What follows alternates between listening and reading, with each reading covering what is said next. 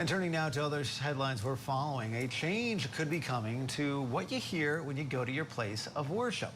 The pulpit has traditionally been a place where you don't hear explicit endorsements of political candidates, but that could be changing. Scripps News national correspondent Katie Tubman has been looking into all of this. Katie, what'd you find?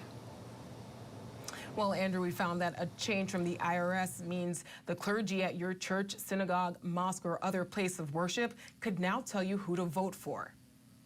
Religious leaders can now endorse political candidates without risking their organization's tax-exempt status. The IRS says it will stop enforcing a 1954 rule that barred tax-exempt groups like churches from political endorsements. The decision is receiving praise in some religious circles, with proponents arguing it's a matter of free speech. Pastor Robert Jeffress, a staunch supporter of President Trump, said on X the government has no business regulating what is said in pulpits. Others, like Rabbi Jonah Pesner, worry about the decision. This was a terrible decision by the IRS. So once houses of worship become partisan, it really corrupts the goal of a place of worship to be a sanctuary for all people. There are also concerns about what the move could mean for money in politics. Eric J. Thomas leads a parachurch ministry. Once churches start endorsing candidates while keeping tax-exempt status, it raises serious concerns about fairness. It could open the doors for the politically motivated to take advantage of donations to places like churches in hopes of pushing a partisan agenda and receiving a tax deduction, says Philip Hackney,